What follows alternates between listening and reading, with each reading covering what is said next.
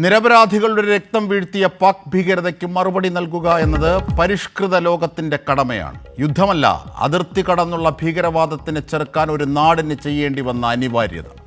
പാകിസ്ഥാൻ്റെ ആക്രമണങ്ങളെ എല്ലാം ചെറുത്തു തോൽപ്പിച്ച് ഇന്ത്യ മറുപടി ഗംഭീരമാക്കുമ്പോൾ ഷെല്ലാക്രമണത്തിലും പാകിസ്ഥാൻ ജനങ്ങളെ വിഭജിക്കാൻ ശ്രമിച്ചതും ആ രാജ്യത്തിൻ്റെ ഭീകര ലക്ഷ്യം തന്നെയാണ് ബോധ്യമാക്കിയത്. വാതിൽ പഴുതിലൂടെ ഒരു സന്ദേശം മാത്രമേ ഇന്ത്യ സിന്ദൂരിലൂടെ നൽകുന്നുള്ളൂ. ഇനി അതിനെ രൂക്ഷമാക്കാതെ ഭീകരതയെ ചെറുക്കാൻ പാക് ഭരണകൂടമാണ് നടപടി സ്വീകരിക്കേണ്ടത്. ബലൂചിസ്ഥാൻ സ്വാതന്ത്ര്യം പ്രഖ്യാപിക്കുന്നു. പാക് കരസേനാ മേധാവി ഒളിവിൽ പോകുന്നു. ഇനി ആഭ്യന്തര സംഘർഷങ്ങളിൽ പാകിസ്ഥാൻ കൂടുതൽ ആടിയുലയും. സർജിക്കൽ സ്ട്രൈക്കിന് പുറമെ നയതന്ത്ര തലത്തിൽ കൂടി സമഗ്രമായി നീങ്ങിയാൽ ഭീകരതയ്ക്കും അവരെ പിന്തുണയ്ക്കുന്ന ഭരണകൂടങ്ങൾക്കുമെതിരെ മാതൃക തീർത്ത് ഇന്ത്യക്ക് വിജയിക്കാനാകും. യുദ്ധാസന്ന മുഹൂർത്തത്തിൽ അതിർത്തിയിൽ വേണ്ട അനിവാര്യതയുടെ തുടർച്ചകൾ എന്തൊക്കെ നമുക്ക് ചർച്ച ചെയ്യാം. നമ്മുടെ ചർച്ചയെ സമ്പന്നമാക്കുന്ന അതിഥികൾ: KP ഫാബിയാൻ, വിദേശകാര്യ വിദഗ്ധൻ, മുൻ അംബാസിഡർ; ബ്രിഗേഡിയർ വേണു നായർ, വിദേശകാര്യ വിദഗ്ധനും അധ്യാപകനുമായ ജോസഫ് ആന്റണി; ഒപ്പം ഇടത് രാഷ്ട്രീയ നിരീക്ഷകൻ അഡ്വക്കേറ്റ് ലാൽകുമാർ.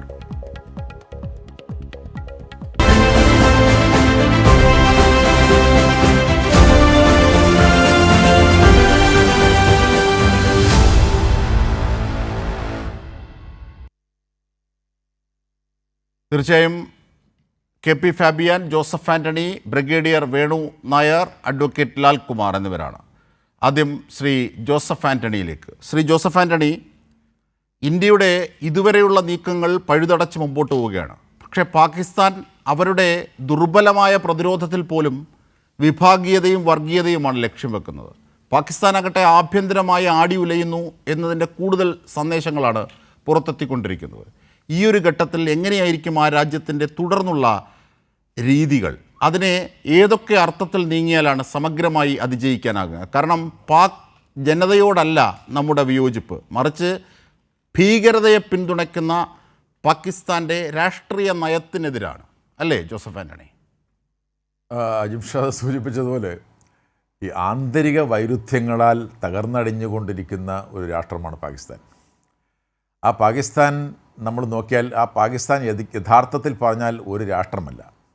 നമുക്കെല്ലാവർക്കും അറിയാവുന്ന പോലെ ഓരോ രാഷ്ട്രത്തിൻ്റെയും അടിത്തറയെ താങ്ങുന്ന അല്ലെങ്കിൽ ആ രാഷ്ട്രത്തെ മൊത്തത്തിൽ സുരക്ഷിതമാക്കുന്ന വിഭാഗമാണ് അവിടുത്തെ സൈന്യം എന്ന് പറയുന്നത്. എന്നാൽ നിർഭാഗ്യവശാൽ ഈ സേന എന്ന് പറയുന്നത് അവിടുത്തെ ഒരു പ്രത്യേക വിഭാഗമായി നിൽക്കുകയും രാഷ്ട്രത്തെ കാർന്നിരുന്ന് അവരെ വിശേഷിപ്പിക്കുന്നത് യൂണിഫോംഡ് പാരസൈറ്റ്സ് എന്നാണ്. ഈ യൂണിഫോം ധരിച്ച ഇത്തിൽക്കണ്ണികൾ എന്നാണ് പാകിസ്ഥാനിലെ സേനയെ വിശേഷിപ്പിക്കുന്നത്. അങ്ങനെ അപ്രകാരമുള്ള ഒരു സംവിധാനമാണ് പാകിസ്ഥാനിൽ സൈന്യം. ആ സൈന്യമാണ് വാസ്തവത്തിൽ ഈ പാകിസ്ഥാൻ്റെ ഇന്നത്തെ ദുരവസ്ഥയ്ക്ക് കാരണം. പാകിസ്ഥാൻ്റെ ഇന്നത്തെ മാത്രമല്ല, പാകിസ്ഥാൻ ഇപ്പോൾ അനുഭവിക്കുന്ന ഒരു ദുരവസ്ഥയ്ക്ക് കാരണം.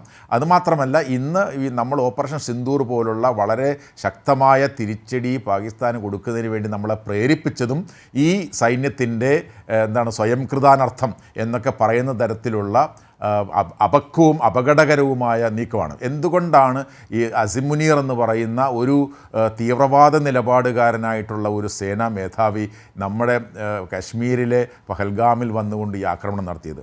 അതാണ് നമ്മളെല്ലാം ഇതിനെ വളരെ സൂക്ഷ്മമായി വിലയിരുത്തിയാൽ ആ പോയിൻ്റ് ചെന്ന് തറയ്ക്കുന്നത് ഈ അസിം മുനീർ എന്ന് പറയുന്ന സേനാ മേധാവിയിലാണ്. ആ അസിം മുനീർ എന്ന് പറയുന്ന സേനാ മേധാവി 2-3 കാരണങ്ങൾ കൊണ്ടാണ് ഈ പഹൽഗാമിൽ ആക്രമണം നടത്താനുള്ള കാരണം. ഒന്നെന്ന് പറയുന്നത് സേനയ്ക്ക് നേരത്തെ ഉണ്ടായിരുന്ന തരത്തിലുള്ള പിന്തുണയും അംഗീകാരവും ഇപ്പോൾ പാകിസ്ഥാനിലില്ല. അത് പാകിസ്ഥാൻ്റെ ഈ സേനാ മേധാവികളുടെ മേധാവിത്വത്തെ ചോദ്യം ചെയ്യാൻ തുടങ്ങിയത് ഇമ്രാൻഖാനാണ്. ഇമ്രാൻഖാൻ ഈ സേനയുടെ മേധാവിത്വത്തെ ചോദ്യം ചെയ്യാൻ തുടങ്ങിയതോട് കൂടിയിട്ടാണ് ഇമ്രാൻഖാനും ഈ ജനറൽ അസിം മുനീറും തമ്മിലുള്ള അഭിപ്രായ വ്യത്യാസം ഉണ്ടാവുകയും അങ്ങനെ നമുക്കറിയാം പാകിസ്ഥാനിൽ എന്തും നടത്താൻ കഴിയുന്ന സംവിധാനമാണ് സേനയുടേത്. അത് കോടതിയെപ്പോലും കൂട്ടുപിടിച്ചുകൊണ്ടാണ് ഈ ഇമ്രാൻഖാനെതിരായി കേസുകൾ ചമയ്ക്കുകയും ഇമ്രാൻഖാനെതിരായി രാഷ്ട്രീയ തട്ടിക്കൂട്ട് സംഭവങ്ങൾ നടത്തുകയും ഒടുവിൽ അവിശ്വാസ പ്രമേയത്തിലൂടെ ഇമ്രാൻഖാനെ പുറത്താക്കുകയും ചെയ്തു. അപ്പോൾ അങ്ങനെ പാകിസ്ഥാനിൽ ഏറ്റവും മുകളിൽ നിൽക്കുന്ന സേനയെ ചോദ്യം ചെയ്യുന്ന തരത്തിലേക്ക് ഒരു രാഷ്ട്രീയ പാർട്ടി വളരുകയും അതിനെ തുടർന്ന് ജനങ്ങൾ തന്നെ സേനയുടെ ഈ അപ്രമാദിത്വത്തെ ചോദ്യം ചെയ്യുന്ന സ്ഥിതിയിലേക്ക് വന്നു. ഒന്ന്. രണ്ടാമത്തത്, ഇദ്ദേഹത്തിൻ്റെ കാലാവധി നവംബർ മാസം തീരാൻ പോവാണ്. ഇദ്ദേഹം തന്നെ ഇനിഷ്യേറ്റീവ് എടുത്ത് സേനാ മേധാവിയുടെ കാലാവധി 3 വർഷമായത് 5 വർഷമാക്കി മാറ്റി. അത് ആ 5 വർഷം എന്നുള്ളത് വീണ്ടും ഒരു 5 വർഷം കൂടിയാക്കി ഒരു സിയാഉൽ ഹക്കോ ഒരു പർവേസ് മുഷാറഫോ ആയി ഈ പാകിസ്ഥാനെ അടക്കി ഭരിക്കണം എന്നുള്ള ആഗ്രഹമാണ് അദ്ദേഹത്തിനുള്ളത്. അപ്പോൾ ഈ 2 കാര്യങ്ങൾ സാധിക്കാൻ വേണ്ടിയിട്ട് അദ്ദേഹം ചെയ്തത് ആണ് ഈ പഹൽഗാമിലെ ആക്രമണം. പഹൽഗാമിലെ ആക്രമണം നടത്തിയതുകൊണ്ടാണ്. പഹൽഗാമിലെ ആക്രമണം നടത്തി കഴിഞ്ഞാൽ നമുക്കറിയാം, ഏതൊരു സേനയും, ഏതൊരു സേന മാത്രമല്ല ഏതൊരു വ്യക്തിയും മറ്റൊരാളുമായിട്ടൊരു വഴക്കിന് പോകുമ്പോൾ തീർച്ചയായിട്ടും അയാൾ ചിന്തിക്കുന്നൊരു കാര്യമുണ്ട്, ഞാൻ അങ്ങോട്ടൊരു അടി കൊടുത്താൽ എനിക്ക് ഇങ്ങോട്ടൊരു അടി കിട്ടാൻ സാധ്യതയുണ്ടോ, എന്ത് തരത്തിലായിരിക്കും അവരുടെ ഭാഗത്തുനിന്നുള്ള റിയാക്ഷൻ എന്ന് സാധാരണഗതി ചിന്തിക്കും. അങ്ങനെയുള്ള ഒരു സ്ഥിതി ഉള്ളപ്പോൾ പാകിസ്ഥാൻ പോലെയുള്ള സാമ്പത്തികമായും സൈനികമായും രാഷ്ട്രീയമായും സാമൂഹികമായും എല്ലാ തരത്തിലും ദുർബലമായി നിൽക്കുന്ന, എപ്പോൾ വേണമെങ്കിലും തകർന്നു വീഴാവുന്ന, ഭിന്നിച്ചു പോകാവുന്ന തരത്തിൽ നിൽക്കുന്ന ഒരു രാഷ്ട്രത്തിൻ്റെ സൈനിക മേധാവി ഇന്ത്യ പോലെ സാമ്പത്തിക രംഗത്ത് 4-ാം സ്ഥാനത്ത്, സൈനിക രംഗത്ത് 4-ാം സ്ഥാനത്ത്, രാഷ്ട്രീയമായി വളരെ ശക്തമായി നിൽക്കുന്ന വളരെ വലിയ ഒരു രാജ്യത്തിനെതിരെ ഇത്രയും ദുർബലമായ ഒരു രാജ്യം ആക്രമണത്തിന് മുതിരുമ്പോൾ, അതും ആ ആക്രമണത്തിൻ്റെ ദുഷ്ടത കൂടി നമ്മൾ മനസ്സിലാക്കണം. ഒരു രാജ്യത്ത് കടന്നു വന്ന് ആ രാജ്യത്ത് വിനോദസഞ്ചാരത്തിൽ ഏർപ്പെട്ടിരിക്കുന്ന ആളുകളെ മതം നോക്കി മാറ്റി നിർത്തി ബന്ധുക്കളുടെ മുമ്പിൽ വെച്ച് നിഷ്ഠൂരമായി വെടിവെച്ച് കൊല്ലാനുള്ള ഈ മനുഷ്യത്വരാഹിത്യം ഈ ഒരു ജിഹാദി ജനറലിസ്റ്റ് എന്നറിയപ്പെടുന്ന ഈ അസിം മുനീറിന് മാത്രമേ ഉണ്ടാവൂ.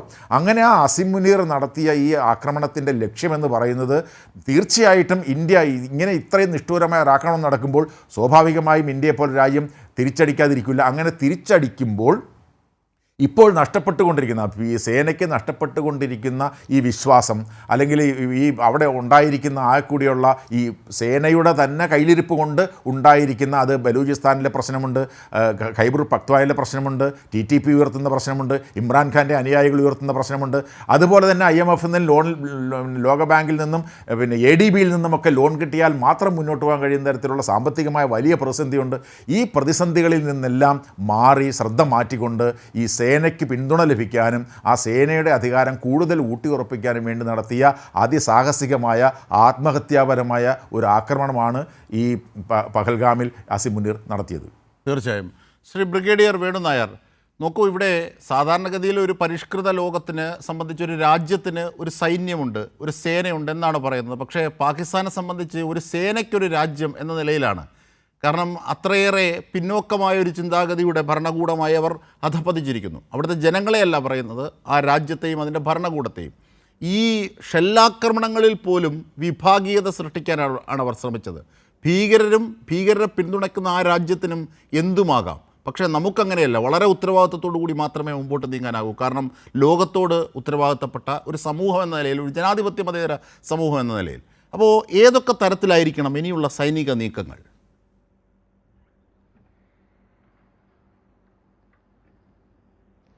അജിൻ ഷാദ് അടക്കം എല്ലാവർക്കും എൻ്റെ ജയ് ഹിന്ദ്. നമ്മൾ വായിച്ച് മനസ്സിലാക്കിയതും ഇങ്ങനെ കേട്ട് മനസ്സിലാക്കിയതുമായൊരു ടെർമിനോളജിയാണ് എസ്കലേഷൻ ലാഡർ, എസ്കലേഷൻ കോവണി എന്നുള്ളത്. അത് എപ്രകാരമാണ് ഇങ്ങനെയുള്ള സിറ്റുവേഷനിൽ വർക്ക് ചെയ്യുക എന്നുള്ളതിൻ്റെ ഒരു സിദ്ധാന്തമാണ് നമ്മുടെ മുമ്പിൽ ഇപ്പോൾ പാകിസ്ഥാൻ ഇന്ത്യ ബന്ധത്തിൽ ഇപ്പോഴത്തുള്ള പ്രവൃത്തികളിൽ നമ്മൾ കാണുന്നത്. ആദ്യത്തെ തുടക്കം പഹൽഗാമിലെ 26 നിർദോഷരായ മനുഷ്യരെ ക്രൂരമായി കൊലപ്പെടുത്തിയതിലാണ്. അത് ചെയ്തതോടെ പാകിസ്ഥാൻ അത് എന്താണ് ചെയ്തതെന്നതിൻ്റെ ഒരു വശം മിസ്റ്റർ ജോസഫ് ആൻ്റണി വിശദീകരിച്ചു. ഞാനതിനോട് യോജിക്കുന്നു. പിന്നെയും കാരണങ്ങളുണ്ട്, പക്ഷേ അതല്ലല്ലോ നമ്മുടെ ഡിസ്കഷൻ. അതിന് ഇന്ത്യക്ക് പ്രതികരിക്കാതിരിക്കാൻ പറ്റുകയില്ലായിരുന്നു. നമ്മുടെ അഭിമാനത്തെ ചോദ്യം ചെയ്ത ഒരു പ്രവൃത്തിയായിരുന്നു. നമ്മുടെ പബ്ലിക്കിനും അത് തന്നെയായിരുന്നു വേണ്ടിയിരുന്നത്. എന്ന് വെച്ചാൽ ഇപ്പോൾ അജിൻ ഷാദ് പറഞ്ഞതുപോലെ ലോകത്തിലെ 4ാമത്തെ ശക്തി, സൈനിക ശക്തി അങ്ങനെയാണ്, 1ാമത്തെ ഏറ്റവും ജനസംഖ്യയുള്ള ശക്തി, ഡെമോക്രാറ്റിക്കലി മദർ ഓഫ് ഡെമോക്രസി, ഇപ്പോൾ നടന്നുകൊണ്ടിരിക്കുന്ന ഏറ്റവും ബിഗ്ഗസ്റ്റ് ഡെമോക്രസിയാണ് നമ്മൾ.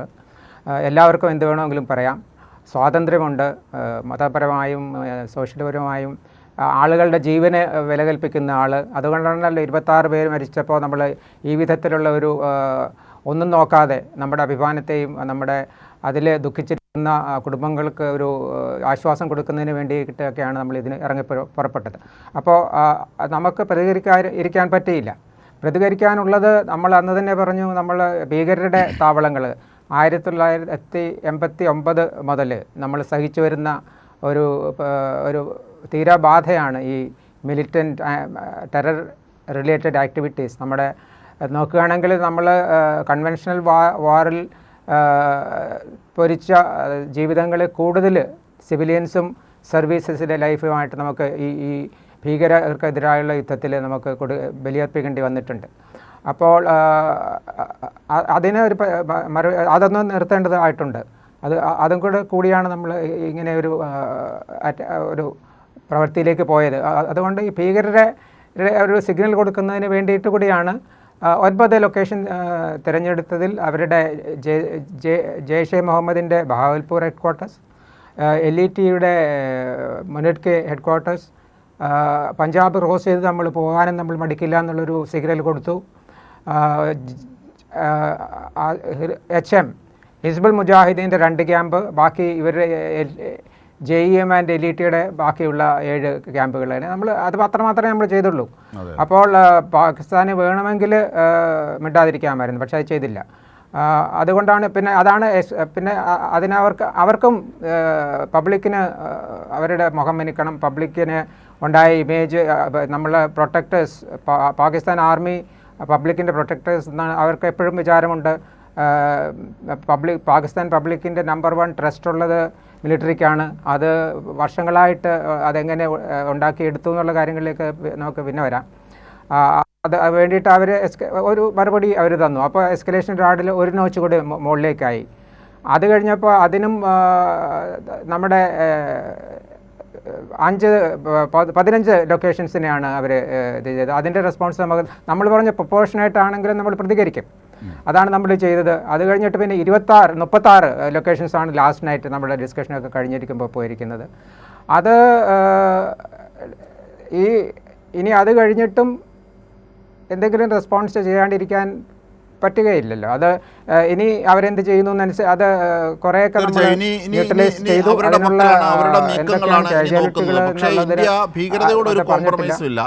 എന്ന അർത്ഥത്തിൽ തന്നെയാണ് നീങ്ങുന്നത്. ഇതുവരെയുള്ള നീക്കങ്ങളൊക്കെ സമഗ്രവുമായിരുന്നു. സൈനിക സംബന്ധിയായ അതിർത്തിയിലെ ഇടപെടലിൽ ശ്രീ KP ഫാബിയാൻ നോക്കൂ, ഇവിടെ ഏറ്റവും പ്രധാനപ്പെട്ട ഒരു വസ്തുത ബലൂചിസ്ഥാനാണ്. ബലൂചിസ്ഥാൻ കൊറ്റ പിടിച്ചു എന്ന് പറയുന്നു, ബലൂചിസ്ഥാൻ സ്വാതന്ത്ര്യം പ്രഖ്യാപിച്ചു എന്ന് പറയുന്നു. അപ്പോൾ ബലൂചിസ്ഥാൻ ആർമിയുടെ നീക്കങ്ങൾ കൂടുതൽ ദുർബലമാക്കുകയാണ് പാകിസ്ഥാനെ. മാത്രമല്ല, ഇന്നിപ്പോൾ ഈ പാകിസ്ഥാൻ്റെ ഭാഗത്തു നിന്നുണ്ടായ ഡ്രോണുകളൊക്കെ പലതും കോൺട്രിബ്യൂട്ട് ചെയ്തത് തുർക്കിയാണെന്നാണ് പറയുന്നത്. അപ്പോൾ അത്താതുർക്കിൻ്റെ ഒക്കെ കാലത്ത് വളരെ മതേതരത്വ ചേരിയിൽ നിന്നിരുന്ന തുർക്കിയിൽ സ്വാഭാവികമായി എർദുഗാനോടുകൂടി ചില മാറ്റങ്ങളൊക്കെ ഉണ്ടായി. അത് ഇവിടെ പ്രതിഫലിക്കുകയാണ്. ഈ നയതന്ത്രപരമായി പോലും ഒരു ശേഷിയില്ലാത്ത രാജ്യമായി പാകിസ്ഥാൻ ഇങ്ങനെ നിൽക്കുന്ന ഘട്ടത്തിൽ, പ്രത്യേകിച്ച് ഈ ആഭ്യന്തരമായ ഭീഷണി വർദ്ധിക്കുന്ന ഘട്ടത്തിൽ എങ്ങനെയായിരിക്കും ഇന്ത്യയോട് ഇനിയുള്ള അവരുടെ പ്രതിരോധങ്ങൾ? പാകിസ്ഥാനെ പറ്റി പറയാൻ ആഗ്രഹിക്കുന്നു. കാരണം അവിടെ ജാഫർ എക്സ്പ്രസ് എന്ന് പറഞ്ഞ ട്രെയിൻ ബലൂചിസ്ഥാൻ ലിബറേഷൻ ആർമി പിടിച്ചെടുത്തു. എന്നിട്ട് ഒരുപാട് പേര് കൊന്നു. അപ്പോ അതില് ഈ ആർമിയുടെ നേരെ ഒരുപാട് ക്രിറ്റിസിസം ഉണ്ടായി പാകിസ്ഥാനിൽ. എന്തുകൊണ്ട് പാകിസ്ഥാൻ ആർമിക്ക് അത് തടയാനോ അല്ലെങ്കിൽ അതുണ്ടായപ്പോൾ അത് പെട്ടെന്ന് തീർക്കാനോ സാധിച്ചില്ല. അപ്പോ എന്താ സംഭവിച്ചെന്ന് പറഞ്ഞാൽ,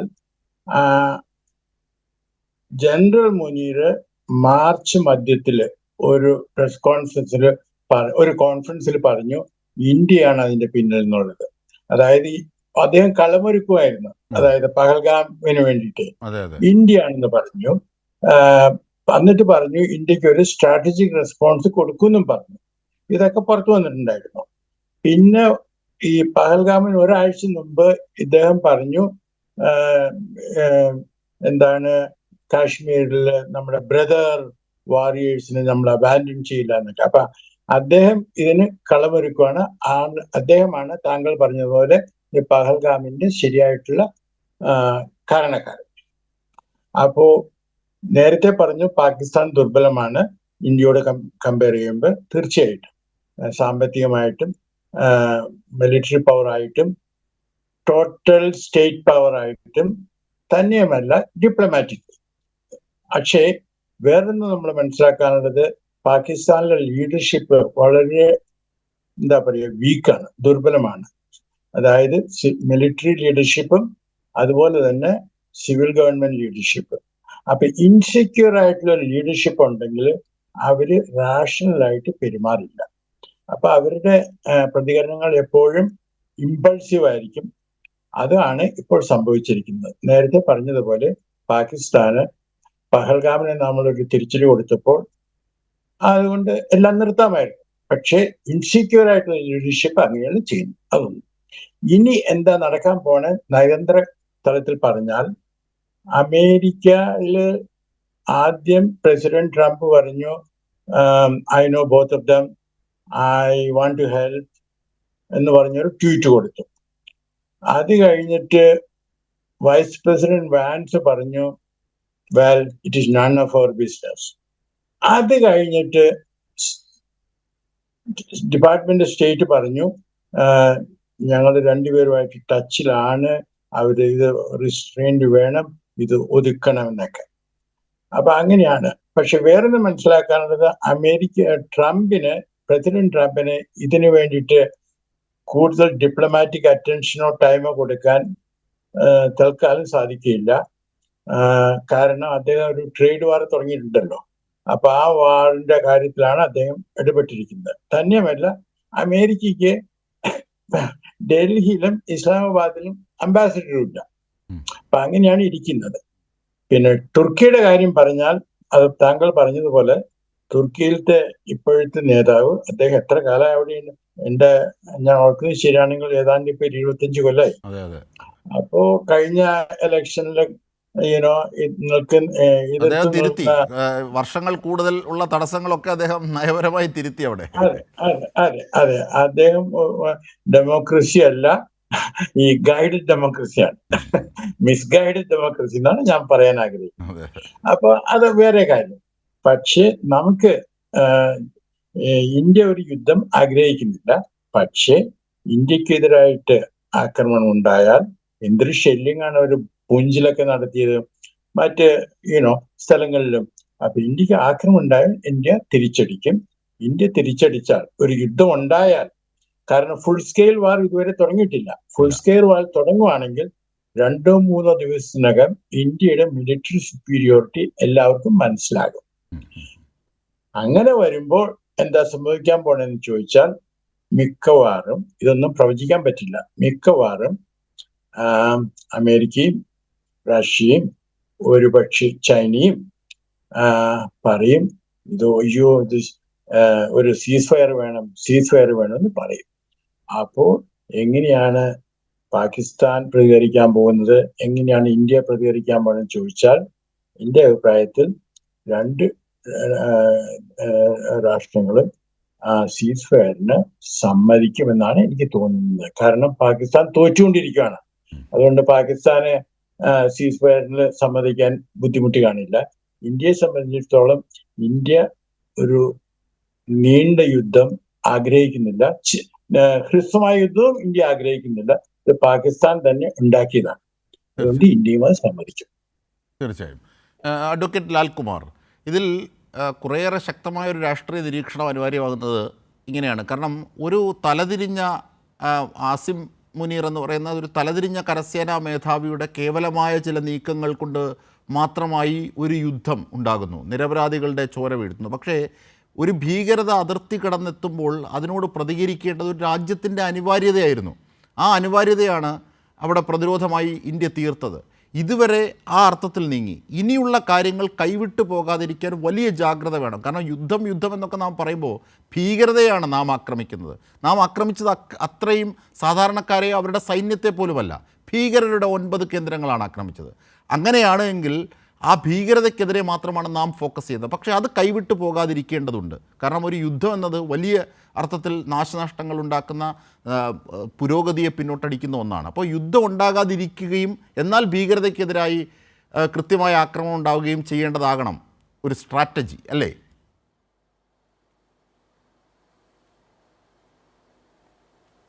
നോക്കൂ, നമ്മൾ ഞാൻ പറയുന്ന എക്കോ കേൾക്കുന്നു, അത് കറക്റ്റ് ചെയ്യാൻ പറയണം. ഓക്കെ. ഞാൻ പക്ഷേ അങ്ങ് പറഞ്ഞേക്കാം.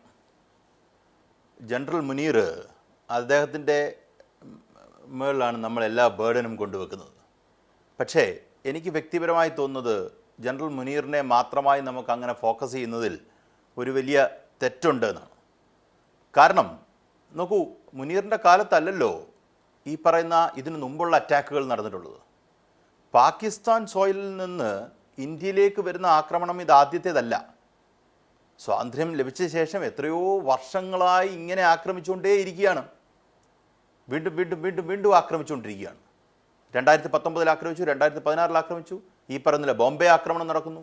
ഇവിടെ ഒന്നും ഒരാളിലേക്ക് കേന്ദ്രീകരിച്ചല്ല നമ്മൾ വിമർശനങ്ങൾ ഉന്നയിച്ചത്. അതെ അതെ, ഇവിടെയും അങ്ങനെ ഒരാളിലേക്ക് മാത്രം ഫോക്കസ് ചെയ്യേണ്ട കാര്യമില്ല. മറ്റേത് ജനറൽ ആ ആർമി ഇൻസ്റ്റിറ്റ്യൂഷൻ, അത് ഞാൻ അതിനെ army as an institution whoever occupies the office, അവരെടുക്കുന്നൊരു നയം ആൻറ്റി ഇന്ത്യ പോളിസി എന്നുള്ളതാണ്.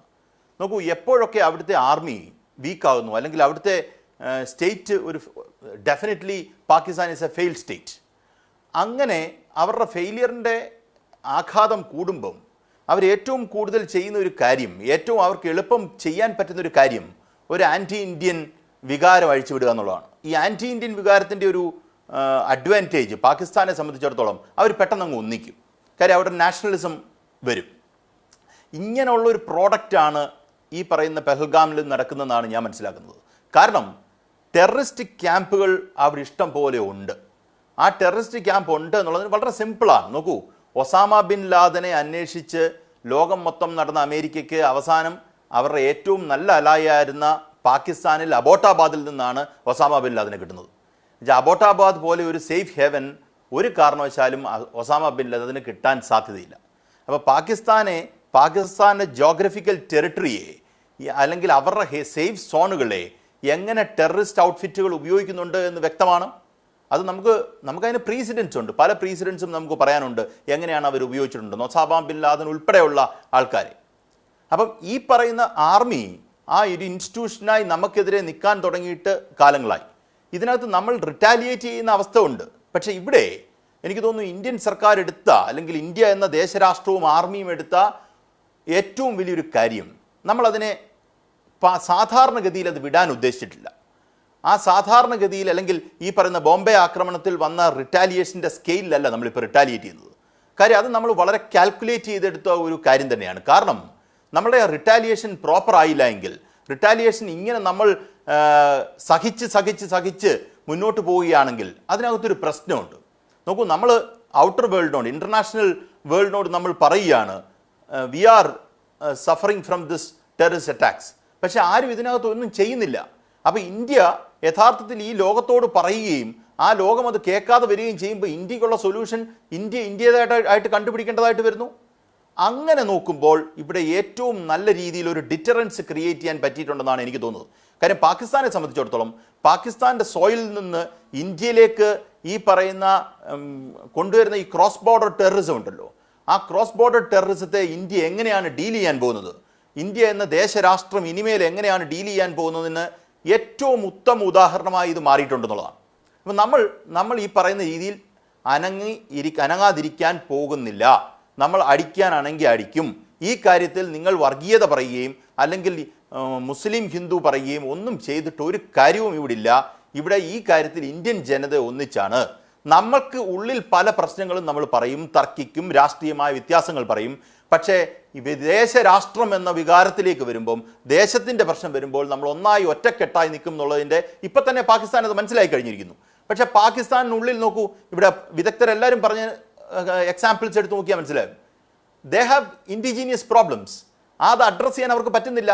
കാരണം അതൊരു ഫെയിൽഡ് സ്റ്റേറ്റ് ആണ്. നോക്കൂ, ഒരു കമ്മ്യൂണൽ വയലൻസിൻ്റെയോ കമ്മ്യൂണൽ ഇക്വേഷൻ്റെയോ ഭാഗമായി ഉണ്ടായി വന്ന ഒരു രാജ്യമാണ്. അത് നാച്ചുറലി ഒരു ഓർഗാനിക്കായിട്ട് ഇവോൾവ് ചെയ്തൊരു രാജ്യമല്ല. അവരെ സംബന്ധിച്ചിടത്തോളം ആ വർഗീയ വികാരം ഇങ്ങനെ കത്തിച്ച് നിർത്തിയാണ് അവർ ഈ പരുവത്തിലെത്തിയത്. എൻ്റെ ജോസഫ് സാർ പറഞ്ഞല്ലോ, സിയാഉള്ളക്കിൻ്റെ കാലത്തെക്കുറിച്ച് പറഞ്ഞല്ലോ. സിയാഉള്ളക്ക് യഥാർത്ഥത്തിൽ ഇസ്ലാമൈസേഷൻ ഓഫ് പാകിസ്ഥാൻ എന്ന് പറയുന്ന ഒരു കാര്യം തന്നെ നടന്നു. സിയാഉള്ളക്കിൻ്റെ റെജീമിലാണ് ഇത് ഏറ്റവും കൂടുതൽ മോശമായി വന്നത്.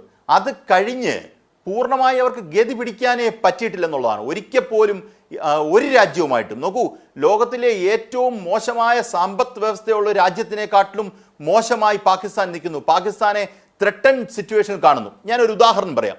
ഞാൻ എൻ്റെ വ്യക്തിപരമായ ഒരു അനുഭവത്തിൽ നിന്ന് പറയാം. ഞാൻ 2 വർഷം ഇംഗ്ലണ്ടിൽ പഠിച്ചതാണ്. അവിടെ ഒരു ദിവസം വഴി കൂടെ നടക്കുമ്പോൾ ഒരു ബ്രിട്ടീഷുകാരൻ എന്നോട് ചോദിച്ചതാണ്, where are you coming from എന്നുള്ളതാണ് ചോദ്യം. ഞാൻ പറഞ്ഞു, ഐ എം ഫ്രം ഇന്ത്യ. ഉടനെ ഇമ്മീഡിയറ്റ്ലി അദ്ദേഹം ചോദിക്കുന്നത്, are you from India or from Pakistan? കാര്യം അപ്പോഴത്തേനും വേൾഡ് ട്രേഡ് സെൻറ്റർ തകരുന്നു, അതൊക്കെ കഴിഞ്ഞിട്ടുള്ള കാലമാണ്. പറഞ്ഞാലേ, R you from India or from Pakistan? ആ നേഷൻ സ്റ്റേറ്റിനെ കുറിച്ചുള്ള വെളിയിലുള്ള രാജ്യക്കാർക്കുള്ള ഒരു ഇംപ്രഷനാണ്. ഞാൻ പറഞ്ഞു, no, definitely I'm from India എന്നാണ് എൻ്റെ സ്റ്റേറ്റ്മെൻറ്റ്. അപ്പം ഇങ്ങനെ ചിന്തിക്കുന്ന ഒരു ലോക സമൂഹത്തെ ഉണ്ടാക്കിയെടുത്തത് ആര്? പാകിസ്ഥാൻ്റെ കൂട്ടത്തിൽ ആരും നിൽക്കുന്നില്ല. ഫ്രാൻസ് നിന്നോ, ഇംഗ്ലണ്ട് നിന്നോ, അമേരിക്ക നിൽക്കുന്നുണ്ടോ? ഈ പറയുന്ന ഏറ്റവും വ്യക്തമായി നിൽക്കുമെന്ന് ഇന്ത്യ എന്ന ദേശരാഷ്ട്രം പോലും പ്രതീക്ഷിച്ച ചൈന പോലും നിൽക്കുന്നില്ല, അല്ലേ? അത് നിൽക്കാത്തതിന് കാരണം അവർ ഉണ്ടാക്കി വെച്ച ഒരു ഇംപ്രഷനാണ്. ആ ഇംപ്രഷൻ ലോകമെമ്പാടുണ്ട്. ഞാനത് ജീവിതാനുഭവത്തിൽ നിന്ന് പറഞ്ഞൊരു കാര്യമാണ്. അത് കൂട്ടിച്ചേർത്തൊരു കാര്യം കൂടെ പറയാം. പാകിസ്ഥാനി ആൾക്കാരുമായിട്ടും, അതാ പറഞ്ഞ ഈ ജീവിതത്തിനകത്ത് പാകിസ്ഥാനി ആൾക്കാരുമായിട്ടും അടുത്തിടപെട്ടിട്ടുണ്ട്. നല്ല മനുഷ്യരാണ്. അവർക്ക് ഈ പറയുന്ന ഈ സ്റ്റേറ്റിൻ്റെ ഈ സ്പോൺസേഡ് ടെററിസവുമായിട്ടൊന്നും ഒരു ബന്ധവുമില്ലാത്ത പാവങ്ങളായ മനുഷ്യരാണ് അവർ. അങ്ങനെയുള്ളവരുമുണ്ട്. ഇതാണ് നമ്മളത് നമ്മൾ ഡിസ്റ്റിങ്വിഷ് ചെയ്യാൻ നമുക്ക് പറ്റണം. നമ്മുടെ ജനതയോടും ഞാൻ പറയാൻ ആഗ്രഹിക്കുന്ന ഒരു എക്സ്പീരിയൻസ് ഉള്ളതുകൊണ്ടാണ് പറയുന്നത്. നമ്മൾ നരേന്ദ്രമോദിയോ അല്ലെങ്കിൽ ഈ പറയുന്ന അമിത്ഷായോ ഇവരൊക്കെ പാകിസ്ഥാന്റെ ഹലോ അല്ല, അവർ ഇന്ത്യക്കാർ തന്നെ ആയിരുന്നല്ലോ. ഈ രാഷ്ട്രീയ പരാജയങ്ങൾ കൊണ്ട് മുറിഞ്ഞു പോവുകയും അപ്പുറത്താവുകയും അതിനെ ചിലർ ഫോക്കസ് ചെയ്യുകയും ഹൈജാക്ക് ചെയ്യുകയും ഒക്കെ ചെയ്തുകൊണ്ടാണല്ലോ അങ്ങനെ. അല്ല, അത് നോക്കൂ, ഇന്ത്യക്കാരായിരുന്നു എന്ന് പറയുന്ന ആ ഹെറിറ്റേജുമായിട്ട് ബന്ധപ്പെട്ട് നമുക്ക് നിർത്താൻ പറ്റില്ല. കാര്യം ഇപ്പോഴെന്ത് എന്നുള്ളതാണ് ഇവിടുത്തെ പ്രശ്നം. നിങ്ങൾ അജിംഷാദ് എന്ന മനുഷ്യൻ 30 വയസ്സ് വരെ ഏറ്റവും നല്ല രീതിയിലാണ് ജീവിച്ചിട്ടുള്ളത്. 30 വയസ്സ് കഴിഞ്ഞാൽ പിന്നെ ഏറ്റവും മോശമായിട്ട് ജീവിച്ചെന്ന് പറഞ്ഞു കഴിഞ്ഞാൽ നിങ്ങളെക്കുറിച്ച് 60ാമത്തെ വയസ്സിൽ വിലയിരുത്തുന്ന ഒരു മനുഷ്യൻ എന്താണെന്ന്, നിങ്ങളെ നല്ല മനുഷ്യൻ എന്ന് വിലയിരുത്തണോ ചീത്ത മനുഷ്യൻ എന്ന് വിലയിരുത്തണോ? ഈ ഒരു വലിയ ചോദ്യമാണ്. അതാ പറഞ്ഞത്, നല്ലതായി വന്നതാണെങ്കിൽ ഒന്നാമത്തെ കാര്യം അവർക്ക് കുഴപ്പം തന്നെയായിരുന്നു. അത് ഭരണകൂടം എപ്പോഴും അങ്ങനെ തന്നെയാണ്. അത് എനിക്കൊന്ന് ഇച്ചിരി ക്ലിയർ ആയിട്ട് പറയാമെന്ന് വെച്ചാൽ ഞാൻ പറഞ്ഞത്, ഇറ്റ്സ് എ ഫെയിൽഡ് സ്റ്റേറ്റ്. ആ ഫെയിൽഡ് സ്റ്റേറ്റിനെ സംബന്ധിച്ചിടത്തോളം അവർക്കൊരു റീസർജൻസ് ഇല്ലാത്ത, എല്ലാ രാഷ്ട്രങ്ങളും ബുദ്ധിമുട്ടുള്ള കാലത്തിൽ കൂടെ കടന്നുപോകും. ഇന്ത്യ ബുദ്ധിമുട്ടുള്ള കാലത്തിൽ കൂടെ കടന്നു പോയിട്ടുണ്ട്, അല്ലേ? ഈ പറയുന്ന ഓരോ രാജ്യങ്ങളും ചിലപ്പം സാമ്പത്തികമായി, സാമൂഹികമായി, രാഷ്ട്രീയമായി ബുദ്ധിമുട്ടുള്ള സാഹചര്യത്തിൽ കൂടെ കടന്നു പോകും. പക്ഷേ ആ രാഷ്ട്രത്തിൻ്റെ മൂല്യം, അതിൻ്റെ കൾച്ചറൽ സോഫ്റ്റ് പവർ ആ രാജ്യത്തെ പെട്ടെന്ന് തിരിച്ചു കൊണ്ടുവരാൻ സഹായിക്കും. നമ്മളെ സംബന്ധിച്ചിടത്തോളം ജനാധിപത്യം ഒരു ശക്തിയാണ്. നമ്മുടെ കമ്മ്യൂണൽ ഇക്വേഷൻ നമുക്ക് ശക്തിയാണ്. ലോകരാഷ്ട്രങ്ങളുമായിട്ടുള്ള ബന്ധം നമുക്ക് ശക്തിയാണ്. ഇതെല്ലാം യൂറോപ്യൻ യൂണിയനിൽ നമ്മൾ കാണുന്നതാണ്. യൂറോപ്പിൽ വേൾഡ് വാറിന് ശേഷം കാണുന്ന യൂറോപ്പിനെ നമ്മൾ കാണുന്നതാണ്.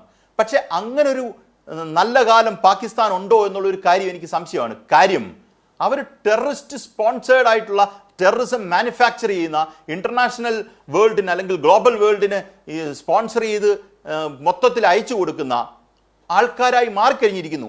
അവരെ കുറിച്ചുള്ള കരുതലും കൂടെ ഞാൻ പറയാം. ജനങ്ങൾ കരുതുന്ന അല്ലെങ്കിൽ മറ്റ് രാഷ്ട്രങ്ങൾ കരുതുന്ന ഒരു കാര്യം പറയാം. അമേരിക്കയ്ക്ക് ഇവരോട് ഇഷ്ടമായിട്ടല്ല ഈ കാര്യങ്ങൾ ചെയ്യുന്നത്. അമേരിക്കയെ സംബന്ധിച്ചിടത്തോളം അവർക്ക് അഫ്ഗാനിൽ അവരുടെ ഇൻട്രസ്റ്റ് ഉണ്ടായിരുന്നു. ആ അഫ്ഗാൻ ലാൻഡ് ലോക്ക്ഡ് ആയതുകൊണ്ട് പാകിസ്ഥാനിൽ കൂടെ അവർ യാത്ര ചെയ്യുക എന്ന് പറയുന്നത് അവർക്ക് ആവശ്യമാണ്. ചൈനയെ സംബന്ധിച്ചിടത്തോളം നമ്മളെ പഴയ ഓൾഡ് സിൽക്ക് റൂട്ട് വഴി അല്ലെങ്കിൽ പാക് ഓക്യുപ്പൈഡ് കാശ്മീരിൻ്റെ നോർത്തേൺ റീജിയനിൽ കൂടെ അവർ സെൻട്രൽ ഏഷ്യയിലേക്ക് അവർക്ക് ഇൻട്രസ്റ്റ് ഉണ്ട് എന്ന് പറയുന്ന സ്ട്രാറ്റജിക് ഇൻട്രസ്റ്റ് മാത്രം കൊണ്ട് നമുക്ക് അവരെ എക്സ്പ്ലോയിറ്റ് ചെയ്യാൻ നോക്കുന്ന ആൾക്കാർ മാത്രമേ അവരുടെ കൂടെ നിൽക്കുന്നുള്ളൂ. അല്ലെങ്കിൽ അവർക്കും എതിരാണ് എല്ലാവരും നിൽക്കുന്നത്. ജനങ്ങൾ ഈ പറയുന്ന ലോകരാഷ്ട്രങ്ങൾ മൊത്തം അവർക്കെതിരെ നിൽക്കുന്ന ഒരു സാഹചര്യത്തിൽ കൂടെയാണ് കടന്നു പോകുന്നത്. അത് ഇന്ത്യയുടെ റെസ്പോൺസിൻ്റെ ഒരു ഗുണം, ഞാൻ പറഞ്ഞ ഈ പറയുന്ന ഒരു ബിഫിറ്റിംഗ് റെസ്പോൺസിൻ്റെ ഒരു ഗുണം എന്താണെന്ന് വെച്ചാൽ, അടുത്ത പ്രാവശ്യം ഇവരിത് ചെയ്യാൻ അല്ലെങ്കിൽ ഒരു സ്റ്റേറ്റ് മെഷീനറി ഉപയോഗിച്ച് അല്ലെങ്കിൽ മിലിറ്ററി മെഷീനറി ഉപയോഗിച്ച് ടെററിസ്റ്റ് ക്യാമ്പുകളിൽ വഴി അവിടെ നിന്ന് ഇങ്ങോട്ട് ഇൻഫിൽട്രേറ്റ് ചെയ്യാൻ അനുവാദം കൊടുക്കുമ്പം സംഭവിക്കുന്നത്, what is going to be the repercussions of this, what is going to be the scale of retaliation of India against these activities എന്നുള്ള ചോദ്യത്തിന് അവർക്ക് ഉത്തരം ഇപ്പം തന്നെ കിട്ടിക്കഴിഞ്ഞിരിക്കുന്നു. That is going to be a total war perhaps. അങ്ങനൊരു കാര്യം ഉള്ളതുകൊണ്ട് അവർ കോഷ്യസ് ആവുമെന്ന് എനിക്ക് തോന്നുന്നു. ആ സെൻസിൽ എടുത്തു കഴിഞ്ഞാൽ ഈ വാർ എന്നതിനെ വിളിക്കാൻ പറ്റില്ല, സ്ട്രൈക്ക്, നമ്മൾ ടാർഗറ്റഡ് സ്ട്രൈക്ക്, ആ സ്ട്രൈക്ക് അവർക്ക് നല്ല രീതിയിലൊരു മെസ്സേജ് കൊടുത്തിട്ടുണ്ടെന്നാണ് എൻ്റെ വ്യക്തിപരമായ വിലയിരുത്തൽ. ശ്രീ ജോസഫ് ആന്റണി, ശരിയാണ്, ലാൽകുമാർ നിരീക്ഷിച്ചതുപോലെ ഒരു നെഗറ്റിവിറ്റിയാണ് ഒരു രാഷ്ട്രത്തെ ഉണ്ടാക്കിയത് പാകിസ്ഥാൻ എന്നത്. അത് തുടർന്നു പോവുകയും കൂടുതൽ വഷളാവുകയും ചെയ്ത രംഗമാണ്. അവിടെ നമ്മളെപ്പോലെ സാധാരണക്കാരായ മനുഷ്യരുണ്ട്, ഇതിലൊന്നും ഇടപെടാത്ത പാവങ്ങളായ മനുഷ്യർ, അവരെയല്ല, ആ ഭരണകൂടത്തെയാണ് നമ്മൾ കൃത്യമായും ഫോക്കസ് ചെയ്യുന്നത്. ആ ഭരണകൂടം സ്പോൺസർ ചെയ്യുന്നത് ടെററിസത്തെയാണ്, ഭീകരവാദത്തെയാണ്. അപ്പോൾ അതിനെ തോൽപ്പിക്കേണ്ടതുണ്ട് എന്നത് വലിയൊരു അനിവാര്യതയാണ് നമുക്ക് മുന്നിലുള്ളത്. ഉദാഹരണത്തിനൊരു പാക് MP തന്നെ അവിടെ നേതാക്കന്മാരോട് പറഞ്ഞത് നമ്മളൊക്കെ വായിച്ചു അതിൻ്റെ റിപ്പോർട്ട്. കാരണം നിങ്ങൾക്ക് വിദേശ രാജ്യങ്ങളുണ്ട് പോയി രക്ഷപ്പെടാൻ, ഇവിടുത്തെ സാധാരണക്കാർക്ക് അതില്ലെന്ന്. അപ്പോൾ അവരുടെ ഉള്ളിൽ തന്നെ ഇതിനെതിരായി ചലിക്കുകയാണ്. മാത്രമല്ല കശ്മീരിൽ ഈ ഭീകരത ഉണ്ടാക്കാൻ ശ്രമിച്ചതിന് ശേഷമുള്ള വിഭാഗീയതകളെല്ലാം പൊളിച്ച് പാകിസ്ഥാൻ്റെ കൊടി കത്തിച്ച് രംഗത്തെത്തിയത് കശ്മീർ ജനത തന്നെയാണ്. ഇപ്പോഴും അവർ പറയുന്നു ഞങ്ങളുടെ അന്നം പോയതിൽ മാത്രമല്ല ആ മനുഷ്യരോടുള്ള ദുഃഖം, ആ മനുഷ്യരോട് കാട്ടിയ ക്രൂരത, അതിൽ നിങ്ങളെക്കാൾ ഞങ്ങൾ ദുഃഖിക്കുന്നു ഓരോ കാശ്മീരും പറയുകയാണ്. അതിനപ്പുറത്തേക്ക് യഥാർത്ഥത്തിൽ പാകിസ്ഥാനൊരു മറുപടിയില്ല. അപ്പോൾ ഇങ്ങനെയുള്ള ഒരു ഘട്ടത്തിലാണ് ഇനി എന്ത് എന്ന് നാം ചിന്തിക്കേണ്ടത്. എങ്ങനെയായിരിക്കും ഇനിയുള്ള ഓരോ നീക്കത്തിൻ്റെയും സമഗ്രത? ഇവിടെ നമ്മൾ കാണേണ്ട ഒരു പ്രധാനപ്പെട്ട കാര്യം, ഈ പാകിസ്ഥാൻ എന്ന് പറയുന്നത് ഇവിടെ ശ്രീ ലാൽകുമാർ സൂചിപ്പിച്ച പോലെ അതൊരു ഫെയിൽഡ് സ്റ്റേറ്റാണ്. ഒരു ഫെയിൽഡ് സ്റ്റേറ്റ് ക്രമേണ ഒരു റോഗ് സ്റ്റേറ്റായിട്ട് മാറും, ഒരു തെമ്മാടി രാഷ്ട്രമായിട്ട് മാറും. ഒരു തെമ്മാടി രാഷ്ട്രത്തിൻ്റെ ഏറ്റവും വലിയ സവിശേഷത അത് അൺപ്രഡിക്റ്റബിൾ ആയിരിക്കും. അത് എങ്ങനെ പ്രവർത്തിക്കും, എപ്പോൾ പ്രവർത്തിക്കും എന്നൊന്നും പ്രവചിക്കാൻ കഴിയത്തില്ല. അങ്ങനെ പ്രവചിക്കാൻ കഴിയാത്ത ഇടത്ത് അങ്ങനെ അതിനെ നയിക്കുന്ന നേതാക്കന്മാർ, പ്രത്യേകിച്ച് നമുക്കറിയാം ഇവിടെ സൂചിപ്പിക്കപ്പെട്ടതുപോലെ ഈ പാകിസ്ഥാൻ്റെ പൊളിറ്റിക്കൽ സിസ്റ്റത്തിൻ്റെ സവിശേഷത ഒരു സിവിലിയൻ ഗവൺമെൻറ് ഉണ്ടെങ്കിലും ഈ സിവിലിയൻ ഗവൺമെൻറ് സഞ്ചരിക്കുന്നത് സൈന്യം പറയുന്ന വഴിയിലൂടെയാണ്. എന്ന് പറഞ്ഞാൽ മിലിറ്ററി ഗൈഡഡ് സിവിലിയൻ ഗവൺമെൻറ്റാണ് പാകിസ്ഥാനിൽ നിലനിൽക്കുന്നത്. അപ്പോൾ അതുകൊണ്ട് സ്വാഭാവികമായും ആ സിവിലിയൻ ഗവൺമെൻറ്റിന് ഈ രാജ്യത്തിൻ്റെ നയരൂപീകരണത്തിൽ വലിയ പങ്കില്ല. നമുക്കെല്ലാവർക്കും അറിയാം, ലോകത്തിനൊട്ടാകെ അറിയാം, പാകിസ്ഥാൻ്റെ നയങ്ങൾ, പ്രതിരോധ നയങ്ങൾ രൂപീകരിക്കുന്നത്, അതുപോലെ തന്നെ വിദേശ നയം രൂപീകരിക്കുന്നത്, ബജറ്റിൻ്റെ തീരുമാനിക്കുന്നത്, ഇതെല്ലാം അവിടുത്തെ മിലിറ്ററിയാണ്. അപ്പോൾ മിലിറ്ററി തീരുമാനിക്കുമ്പോൾ സ്വാഭാവികമായിട്ടും നമുക്കൊരു സിവിലിയൻ ഗവൺമെൻറ് കാര്യങ്ങൾ തീരുമാനിക്കുമ്പോൾ തിരഞ്ഞെടുക്കപ്പെടുന്ന ആളുകളാണ് തീരുമാനിക്കുന്നതെങ്കിൽ അവർക്ക് തീർച്ചയായിട്ടും ജനങ്ങളുടെ പ്രശ്നങ്ങളെ അഡ്രസ്സ് ചെയ്തുകൊണ്ടുള്ള പദ്ധതികൾ ആവിഷ്കരിക്കാനാണ് അവർക്ക് നിർബന്ധിതരാണ്.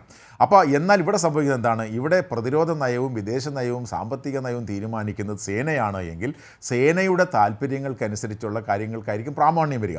അങ്ങനെ സേനയുടെ കാര്യങ്ങൾക്കനുസരിച്ച് കാര്യങ്ങൾ തീരുമാനിക്കുന്ന അവസ്ഥ പാകിസ്ഥാനിൽ സംജാതമായിട്ട് ദശകങ്ങളായി.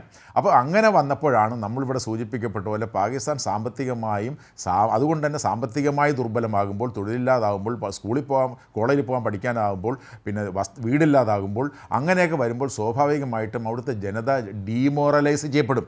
അവർ ചീത്തയാകാൻ തുടങ്ങും. അങ്ങനെ ചീത്തയാകാൻ തുടങ്ങുമ്പോഴാണ് ഇവിടെ ശ്രീ ലാൽകുമാർ പറഞ്ഞതുപോലെ അവിടെ നമുക്ക് താരതമ്യം ചെയ്യാവുന്നതാണ്. അങ്ങനെ ഡീമോറലൈസ് ചെയ്യപ്പെടുന്ന ജനങ്ങളെ ഭീകരതയിലേക്ക് കൊണ്ടുവരുന്നതിന് വളരെ എളുപ്പമായിട്ട് സാധിക്കും. അതുകൊണ്ടാണ് പറഞ്ഞത് ഈ കുടിൽ വ്യവസായം പോലെ പാകിസ്ഥാനിൽ തഴച്ചു വളരുന്ന ഒരു സംഭവമാണ് ടെററിസം. അങ്ങനെ ആ ടെററിസത്തെ അഡ്രസ്സ് ചെയ്യണമെങ്കിൽ ഇവിടെ നേരത്തെ സൂചിപ്പിച്ച പോലെ ഈ ടെററിസത്തെ മാത്രം അഡ്രസ്സ് ചെയ്തുകൊണ്ട് അല്ലെങ്കിൽ സേനയെ മാത്രം അഡ്രസ്സ് ചെയ്തുകൊണ്ട് സാധ്യമല്ല. അപ്പോൾ അതുകൊണ്ടാണ് നമ്മൾ ഈ കാര്യത്തിൽ ഒരു വളരെ അവധാനതയോടുകൂടി വളരെ ബോധപൂർവം ഈ കാര്യങ്ങളെന്ന് സ്ട്രാറ്റജൈസ് ചെയ്യാൻ തീരുമാനിച്ചത്. കാരണം നമ്മൾ നോക്കൂ, പഹൽഗാം ആക്രമണത്തിന് ശേഷം നമ്മൾ എന്താ ചെയ്തത്? പഹൽഗാം ആക്രമണത്തിന് ശേഷം നമ്മുടെ പ്രധാനമന്ത്രി പറഞ്ഞു, ഞങ്ങളുടെ രാജ്യം ഏറ്റവും അധികം വേദനിക്കപ്പെട്ടിരിക്കുന്നു, ഞങ്ങളുടെ രാജ്യം മുറിവേറ്റപ്പെട്ടിരിക്കുന്നു, ഞങ്ങളുടെ രാജ്യത്തെ ഭിന്നിപ്പിക്കാനുള്ള ബോധപൂർവമായ ശ്രമമാണ് ഇവിടെ നടന്നത്. എന്നാൽ ഞങ്ങളുടെ ജനത ഒരുമിച്ച് ഒന്നായി നിന്നുകൊണ്ട് ഇതിനെ എതിരിടാൻ പോവുകയാണ്. അങ്ങനെ എതിരിടുമ്പോൾ ഞങ്ങൾ ചെയ്യാൻ പോകുന്നത് എന്താണ്? ഞങ്ങൾ ചെയ്യാൻ പോകുന്നത് ഇത് നടത്തിയ ആളുകളെയും ഇത് നടത്തുന്നതിന് സഹായിച്ച സപ്പോർട്ടേഴ്സിനെയും ഞങ്ങൾ ശിക്ഷിക്കുന്നത് എങ്ങനെയാണ്? അവർ ലോകത്തിൻ്റെ ഏത് ഭാഗത്ത് പോയിരുന്നാലും ഞങ്ങൾ അവരെ കണ്ടുപിടിച്ച് ശിക്ഷിക്കുമെന്നാണ് പറഞ്ഞത്. അപ്പോൾ ഇവിടെ നമുക്കറിയാം 2016 ഉറി ആക്രമണം നടന്നു, 2019 പുൽവാമയിൽ ആക്രമണം നടന്നു. 2016 ഉറി ആക്രമണം നടന്നതിന് ശേഷം 10 ദിവസം കഴിഞ്ഞപ്പോഴാണ് നമ്മൾ പാകിസ്ഥാനെതിരായ സർജിക്കൽ സ്ട്രൈക്ക് നടത്തിയത്. 2019 പുൽവാമയിൽ നടന്ന ആക്രമണത്തിനെതിരായിട്ട് നമ്മൾ 12 ദിവസം കഴിഞ്ഞപ്പോഴാണ് വേറൊരു വിപുലമായ സർജിക്കൽ സ്ട്രൈക്ക് ബാലക്കോട്ടിൽ നടത്തിയത്. ഇപ്പം നമ്മുടെ എപ്പോഴാണ് ആക്രമണം നടത്തിയത്? നമ്മുടെ ഇവിടെ ആക്രമണം നടത്തിയ ഏപ്രിൽ 22 ആക്രമണം നടത്തിയ ശേഷം 14 ദിവസം കഴിഞ്ഞ് 15ാമത്തെ ദിവസമാണ് നമ്മൾ ഈ ആക്രമണം നടത്തിയത്. എന്തുകൊണ്ടാണ് നമ്മൾ ഈ ആക്രമണം നടത്തിയത്? നമ്മൾ മനസ്സിലാക്കി 2016 സർജിക്കൽ സ്ട്രൈക്കോ 2019 നമ്മൾ ബാലക്കോട്ടിൽ നടത്തിയ ആക്രമണമോ കൊണ്ട് ഈ ഭീകരന്മാർ കാര്യങ്ങൾ പഠിച്ചിട്ടില്ല എന്ന തിരിച്ചറിവുണ്ടായിരുന്നുണ്ട്. അപ്പോൾ അങ്ങനെ ഈ ഭീകരന്മാരുടെ കാര്യത്തിൽ നമ്മൾ ശ്രദ്ധിക്കുമ്പോൾ അവരെ ഈ ആക്രമണം നടത്തിയ ആളുകളെ മാത്രം ശിക്ഷിച്ചാൽ പോരാ, അവർക്ക് പിന്നിൽ നിൽക്കുന്ന ആളുകളെ കൂടി ശിക്ഷിച്ചാൽ മാത്രമേ താൽക്കാലികമായിട്ടെങ്കിലും ഇതൊരു സ്ഥിരമായ പരിഹാരമാവത്തില്ല. സ്ഥിരമായ പരിഹാരമാണെങ്കിൽ മറ്റു പല മേഖലകളിലോട്ട് പോകണം.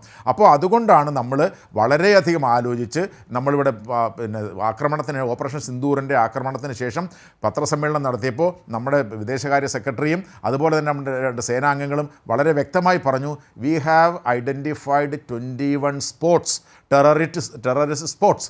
ഞങ്ങൾ 21 സ്ഥലങ്ങൾ ഈ ഭീകരന്മാരുടെ സുപ്രധാന താവളങ്ങളെ ഞങ്ങൾ ഐഡൻറ്റിഫൈ ചെയ്തിട്ടുണ്ട്.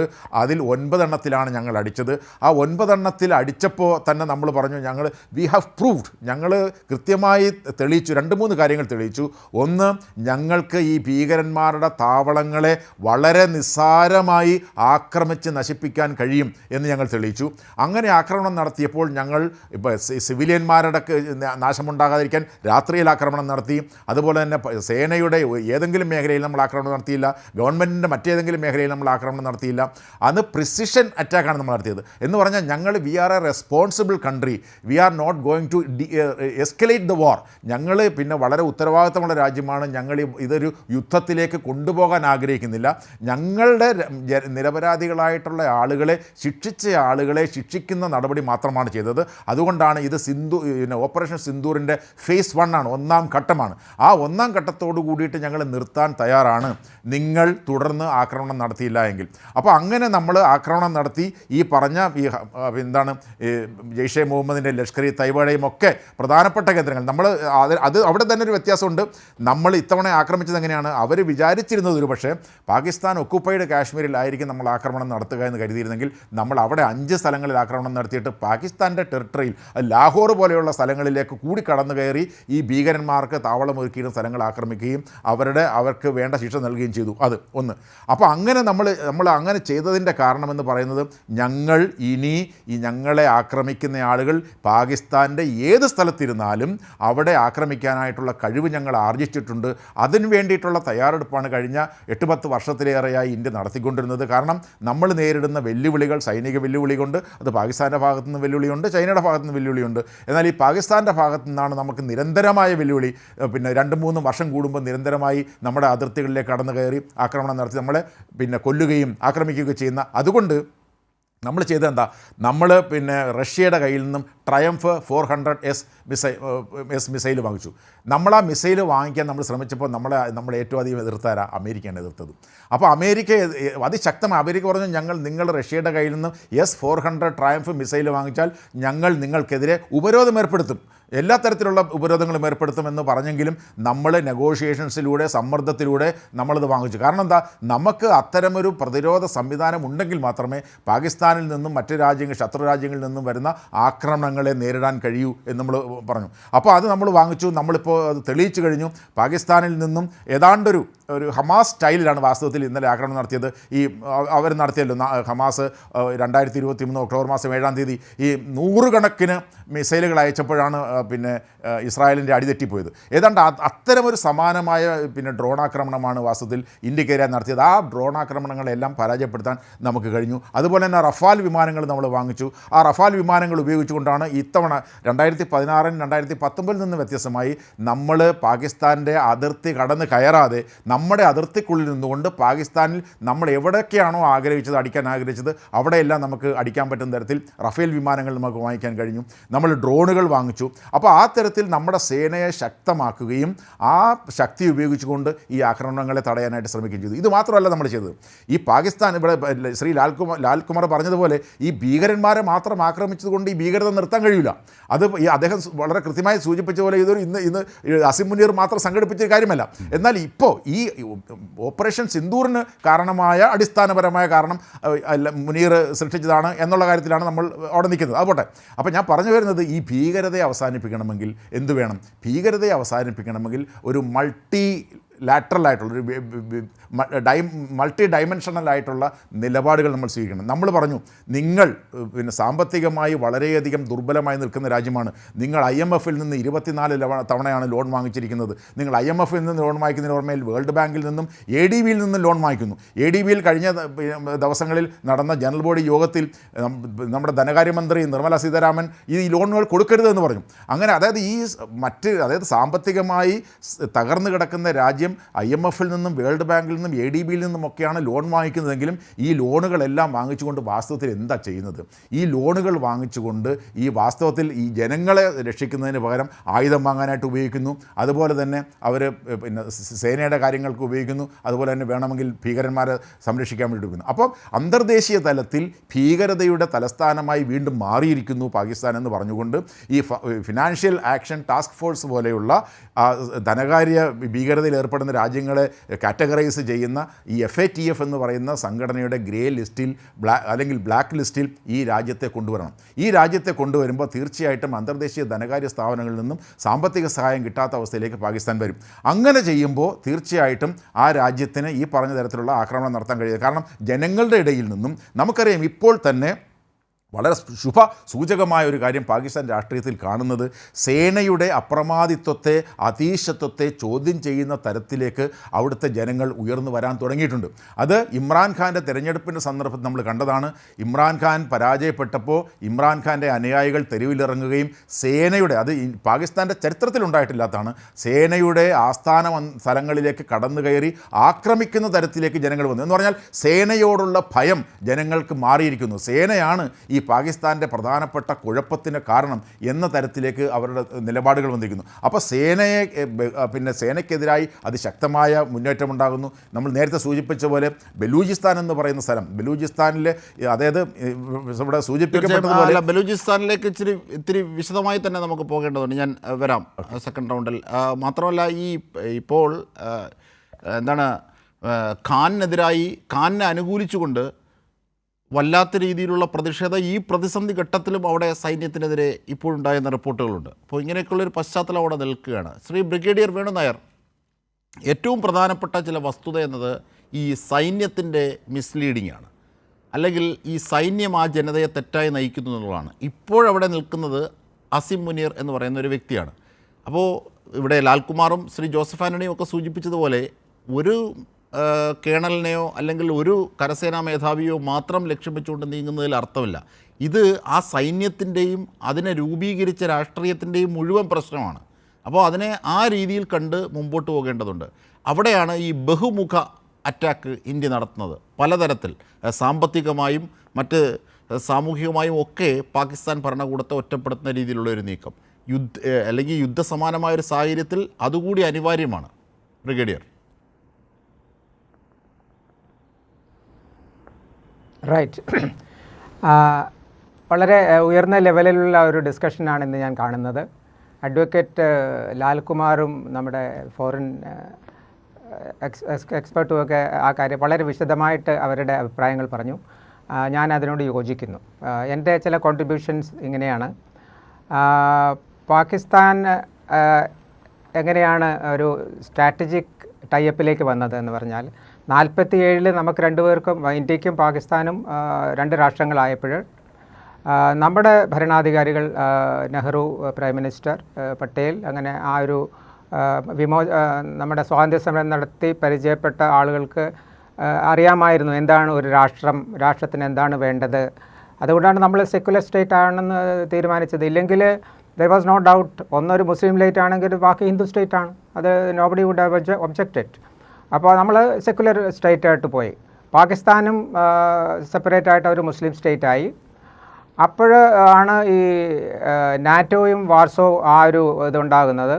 അതിന് ഈ സൗത്ത് ഏഷ്യ, നമ്മുടെ ഈ സ്ട്രാറ്റജിക് പോർഷനിൽ ഒരു രാഷ്ട്രത്തിന് അവർക്ക് വേണ്ടി വന്നു. വെച്ചാൽ സോവിയറ്റ് യൂണിയൻ്റെ താഴെ ലാൽകുമാർ പറഞ്ഞ പോലെ അഫ്ഗാനിസ്ഥാൻ്റെ ഉള്ള പ്രശ്നങ്ങൾ കാരണം പാകിസ്ഥാനാണ് ഈ സ്ട്രാറ്റജിക് ലൊക്കേഷൻ, അതാണ് അവരുടെ സ്ട്രെങ്ത്. അവരുടെ അന്നത്തെ സെൻറ്റോ എന്നൊക്കെ പറയുന്ന ആ ലോക സംഘടനയിൽ ചേർന്നു. അത് ഒരു അവർ അലയായിരുന്നു എന്നുള്ള ഒരു മെമ്പർ ആയിരുന്നില്ല എന്നാണ് ഞാൻ മനസ്സിലാക്കുന്നത്. ഇറ്റ് ഈസ് ഈക്വൽ, അത് that's not relevant to my point. അപ്പോൾ അങ്ങനെയാണ് 62-ൽ നമുക്ക് ഒരു പരാജയം ചൈനീസുമായിട്ടുണ്ടായി. അപ്പോൾ അത് കഴിഞ്ഞിട്ട് അത് കഴിയുമ്പോഴാണ് ഇവർക്ക് നാറ്റോ US ഒക്കെ സാബ് ജെറ്റ്, പാറ്റൻ ടാങ്ക്സ് അതുപോലുള്ള ആധുനിക ഉപകരണങ്ങൾ കൊടുക്കുന്നത്, സാമഗ്രിക വെപ്പൺസ് കൊടുക്കുന്നത്. ആ സമയത്ത് ഇന്ത്യക്കുണ്ടായിരുന്ന വിൻറ്റേജ് എക്യുപ്മെൻറ്റ്സാണ്.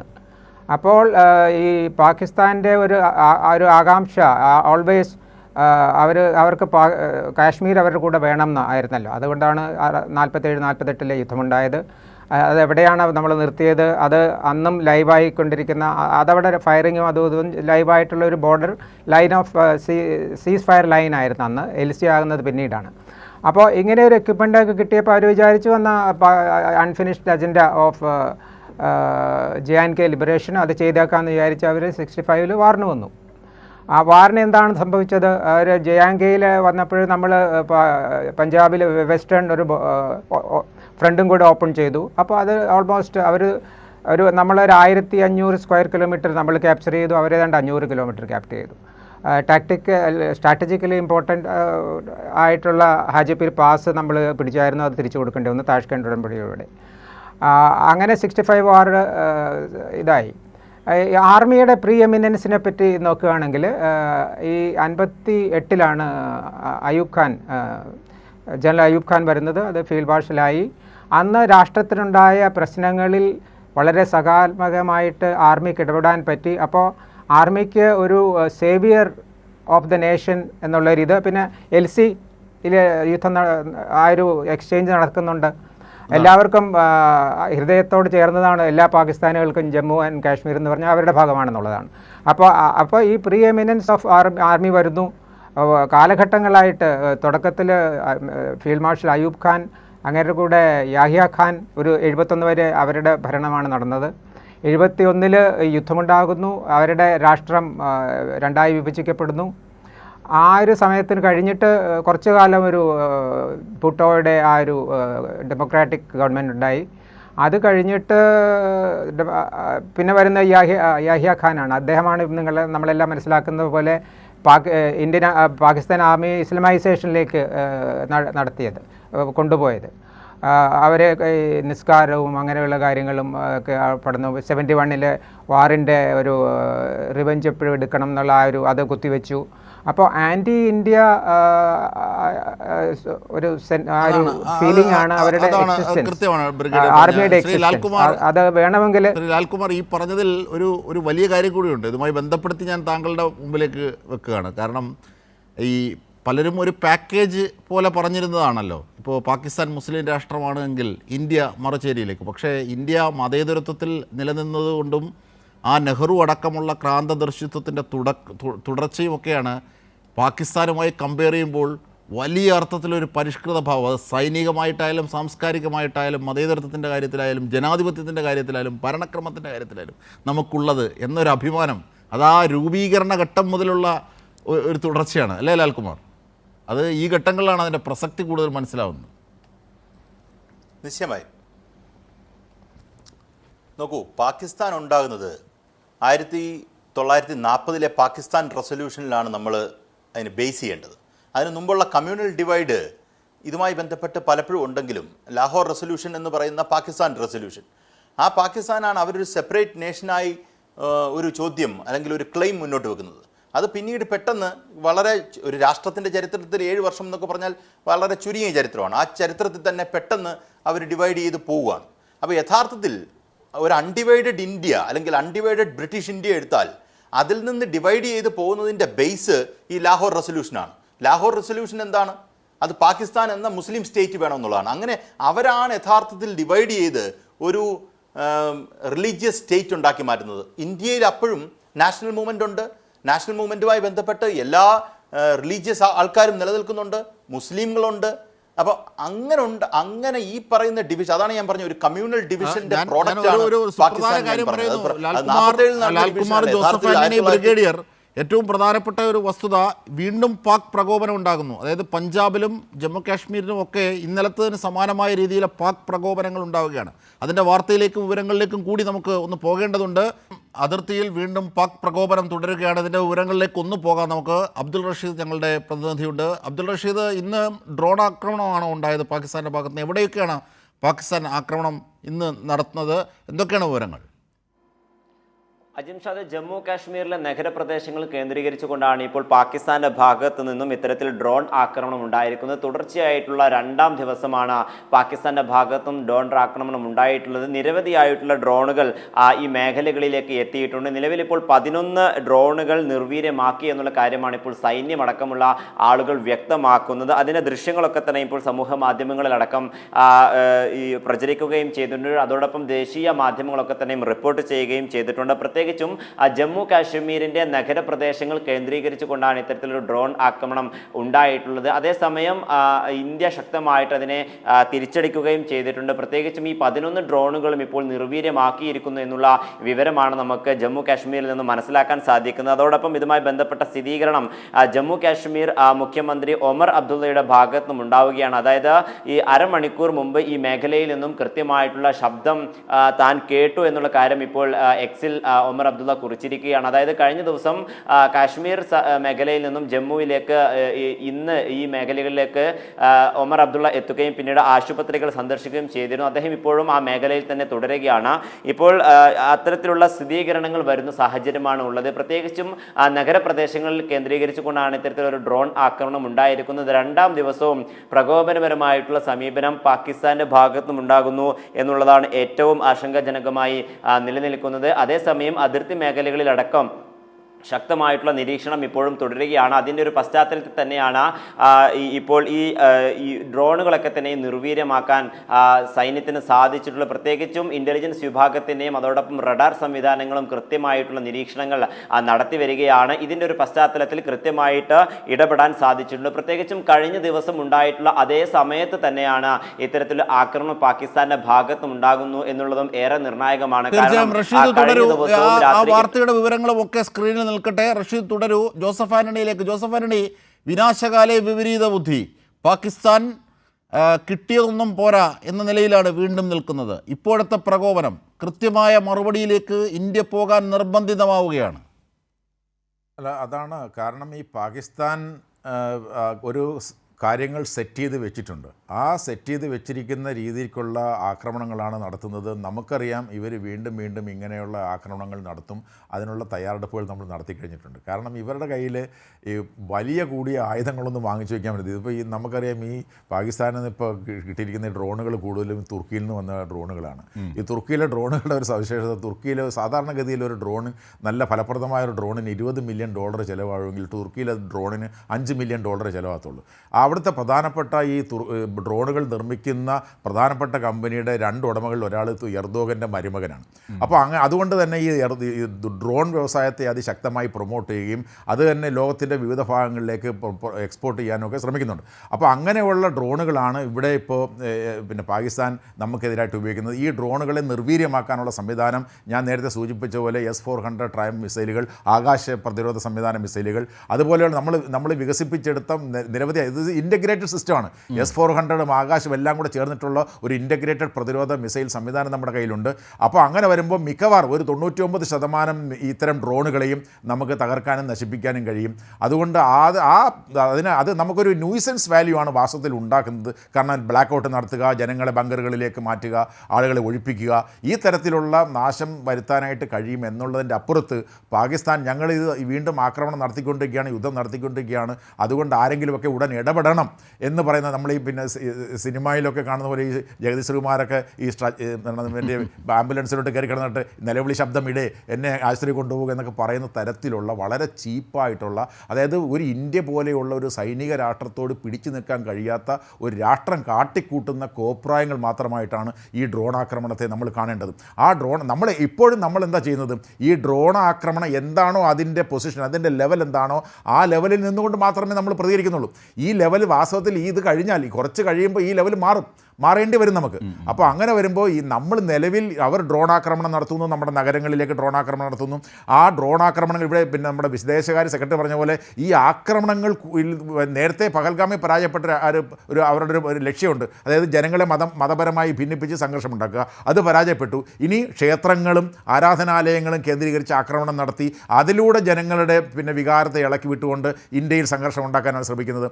അത് മനസ്സിലാക്കിയത് കൊണ്ടാണ് നമുക്കറിയാം ഈ സിഖ് ഗുരുദ്വാരകൾ നിന്നൊക്കെ അവരുടെ പുണ്യഗ്രന്ഥങ്ങൾ കുറച്ചുകൂടെ സെക്യൂറായിട്ടുള്ള സ്ഥലത്തേക്ക് മാറ്റാനുള്ള തീരുമാനമെടുക്കുന്നു. അവിടെ പ്രത്യേകമായ പ്രൊട്ടക്ഷൻ ഏർപ്പെടുത്തുന്നു. ഇപ്പോൾ ഈ തരത്തിൽ അതായത് ഈ പാകിസ്ഥാൻ മനസ്സിൽ കാണുന്നത് ഈ ഘട്ടത്തിൽ ശ്രീ ജോസഫ് ആന്റണി രണ്ട് കാര്യങ്ങൾ കൂടി. ഇപ്പോൾ ബലൂചിസ്ഥാൻ അവരുടെ ഏറ്റവും വലിയൊരു കണ്ണിലെ കരടാണ്. അത് ആ പ്രൊവിൻസ് സ്വാതന്ത്ര്യം പ്രഖ്യാപിച്ചു എന്നാണ്, ആ പ്രവിശ്യ സ്വാതന്ത്ര്യം പ്രഖ്യാപിച്ചു എന്നാണ് അറിയാനാകുന്നത്. അപ്പോൾ അങ്ങനെയാണെങ്കിൽ അതിനെ എങ്ങനെ രണ്ട് തരത്തിൽ, അപ്പോൾ ഇന്ത്യയുടെ ആക്രമണങ്ങളെയും ഈ ബലൂചിസ്ഥാൻ ആർമിയെയും രണ്ട് തരത്തിൽ നേരിടാൻ പാകിസ്ഥാൻ ഒന്നാമതേ അശക്ത. അല്ല, അതാണ് ഈ ബലൂചിസ്ഥാൻ്റെ പ്രത്യേകത എന്ന് പറഞ്ഞാൽ ഇവിടെ ലാൽകുമാർ വളരെ കൃത്യമായി പറഞ്ഞു. ബലൂചിസ്ഥാൻ എന്ന് പറയുന്നത് പാകിസ്ഥാനിലെ ഏറ്റവും വലിയ പ്രവിശ്യയാണ്. ഏറ്റവും വലിയ പ്രവിശ്യയാണെന്ന് മാത്രമല്ല ഏറ്റവും അധികം ധാതു സമ്പത്ത് ഉള്ള പ്രദേശമാണ് ബലൂചിസ്ഥാൻ.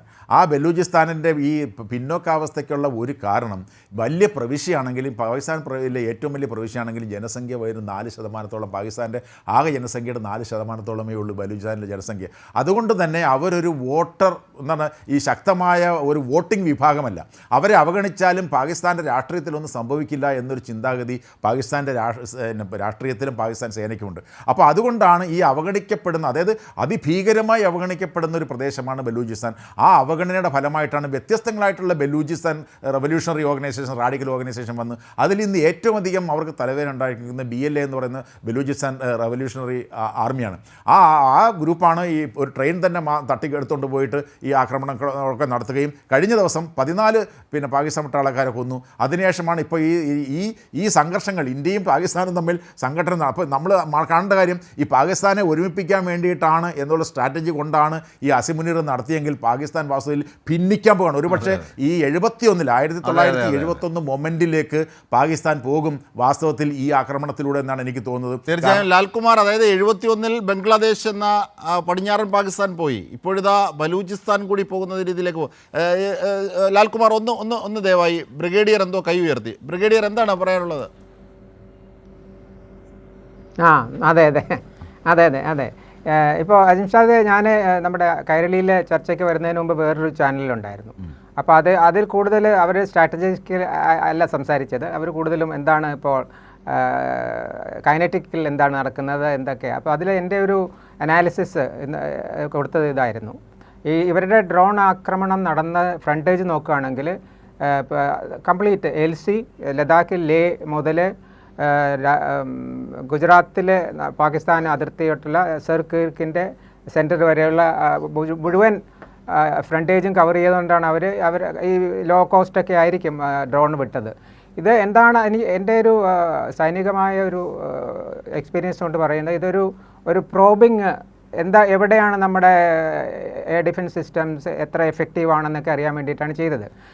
അവരുടെ കയ്യിൽ ഇതിലും ശേഷിയുള്ള, ഇതിലും ദൂരം പോകാവുന്ന, ഇതിൽ കൂടുതൽ പ്രഹരശക്തിയുള്ള ഡ്രോണുകളുണ്ട്. ചൈനയുടെ നിന്ന് മേടിച്ചതൊക്കെയാണ്. അതും അവരുപയോഗിക്കില്ല എന്ന്, മിക്കവാറും ഉപയോഗിക്കുക തന്നെ ചെയ്യുന്നത്. എന്തെന്ന് വെച്ചാൽ അവരുടെ പബ്ലിക്കിനെ കാണിച്ചു കൊടുക്കാൻ വേണ്ടിയിട്ട് ഒരു കൈനറ്റിക് ആക്ഷനിലേക്ക് ഈ പറഞ്ഞ പോലെ ലാൻഡ് വാർഫെയർ വെരി ഡിഫിക്കൾട്ട് ഇപ്പോഴത്തെ സ്റ്റേജിൽ. അതുകൊണ്ട് ഇന്ത്യക്ക് ഏറ്റവും കൂടുതൽ നാശനഷ്ടങ്ങൾ ഉണ്ടാക്കി അവരുടെ പബ്ലിക്കിനോട് കാട്ടിക്കൊടുക്കുക. പിന്നെ ഈ പറഞ്ഞ പോലെ സൗദി അറേബ്യയോ അങ്ങനെ ആരെങ്കിലും കരഞ്ഞ് ഇതിനെ ഒരു പോംവഴി ഉണ്ടാക്കുക. എന്നിട്ട് അവരുടെ അപ്രമാദിത്വം നിലനിർത്താനാണ് അവർ നോക്കുന്നത്. ഉൾക്കൊണ്ടാണ് ബ്രിഗേഡിയർ പറഞ്ഞത് ലാൽകുമാർ. കാരണം അവർ പലതും സ്ട്രാറ്റജി മനസ്സിലാക്കാൻ കൂടി ചെയ്യുന്നതാണ്. കാരണം ഇന്ന് പാക് പ്രതിരോധ മന്ത്രി പറഞ്ഞൊരു കാര്യമുണ്ട്. കാരണം ഞങ്ങൾ ഇന്ത്യയുടെ ഡ്രോണുകൾ ആക്രമിക്കാതിരുന്നത് ഇന്ത്യയുടെ ചില രീതികളും അവരുടെ കാര്യങ്ങളും അറിയാൻ വേണ്ടിയാണെന്നുള്ള വിചിത്രവാദമൊക്കെ നിർത്തി. എന്തായിരുന്നാലും 4 തുർക്കിയിൽ നിന്ന് കിട്ടിയ ഡ്രോണുകളുടെ ബലത്തിൽ ഇത്തരത്തിൽ ഇന്ത്യയോട് കാട്ടുന്ന ദ്രോഹം, അല്ലെങ്കിൽ കഴിഞ്ഞ ദിവസം നടത്തിയ അതേ രീതിയിൽ ഇന്നും അത് ജമ്മു കാശ്മീരിലടക്കം നഗരങ്ങളെ കേന്ദ്രീകരിച്ചിട്ടുള്ള ഡ്രോൺ ആക്രമണം, അതാണ് പാകിസ്ഥാൻ കൂടുതൽ പ്രകോപനങ്ങളിലേക്ക് പോവുകയാണ്. വിനാശകാല വിപരീത ബുദ്ധി.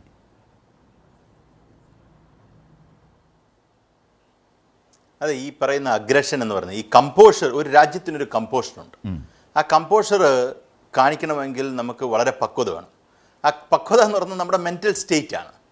അപ്പോൾ ആ മെൻ്റൽ സ്റ്റേറ്റ് ആ നേഷൻ ഇല്ല എന്നുള്ളതാണ് ഇപ്പോഴത്തെ ഒരു പ്രശ്നം. നോക്കൂ, ഇവിടെ 1971 കുറിച്ച് ഇപ്പോൾ ഇവിടെ സൂചിപ്പിക്കുകയുണ്ടായി. 1971 യുദ്ധമാണ് യഥാർത്ഥത്തിൽ അവർക്കുണ്ടാക്കിയ ഏറ്റവും ലോവർ എസ്റ്റീം എന്ന് പറയുന്ന ഒരു പോയിന്റിലേക്ക് അവരെ എത്തിച്ചത്. They have stooped down to the lowest point. അതിന് കാരണം എന്താ? ഒരു രാജ്യത്തോട് പരാജയപ്പെട്ടു. അതിന് നമ്മുടെ പഴയ ഡിഫൻസ് മിനിസ്റ്റർ ആയിരുന്ന യശ്വന്ത് സിംഗ്, BJPയുടെ, അദ്ദേഹം ആർമി ഉദ്യോഗസ്ഥനായിരുന്നു. അദ്ദേഹം പിന്നീട് മന്ത്രിയൊക്കെ ആയ ആളാണ്. അദ്ദേഹത്തിൻ്റെ ഒരു പുസ്തകത്തിൽ അദ്ദേഹം വിശദീകരിക്കുന്നുണ്ട് എങ്ങനെയാണ് ഈ പറയുന്ന ലഫ്റ്റനന്റ് ജനറൽ നിയാസിയുടെ കണ്ണ് നിറഞ്ഞുകൊണ്ട് ബംഗ്ലാദേശിൽ വെച്ച് അദ്ദേഹത്തിൻ്റെ റിവോൾവർ അദ്ദേഹത്തിന് കൊടുക്കാൻ വെച്ചാൽ സറണ്ടർ ചെയ്യാൻ നേരത്ത് അത് കൊടുക്കാതെ, ജനറൽ നിയാസിയുടെ റിവോൾവർ കൊടുക്കാതെ മറ്റേതോ ഒരു പട്ടാളക്കാരൻ്റെ റിവോൾവർ എടുത്താണ് ലഫ്റ്റനന്റ് ജനറൽ ജേക്കബിൻ്റെ മുന്നിൽ വെച്ചതെന്ന് യശ്വന്ത് സിംഗ് സാബ് എഴുതുന്നുണ്ട്. എന്ന് പറയുന്നത് പോലെ ഒരു നാണക്കേടിൽ കൂടെ കടന്നുപോയ ഒരു 71 ഉറപ്പായിട്ടും ഇപ്പോൾ ആവർത്തിക്കാൻ പോകുക എന്നാണ് എനിക്ക് തോന്നുന്നത്. 71 അത്രയും നാണക്കേട് ഒരിക്കലും പാകിസ്ഥാൻ ഉണ്ടായിട്ടില്ല. കാര്യം അവരെ സ്ട്രാറ്റജിക്കലി ആൻഡ് ജോഗ്രഫിക്കലി നമ്മൾ ഡിവൈഡ് ചെയ്തു. കാര്യം ബംഗ്ലാദേശ് ഉണ്ടായി മാറുന്നു.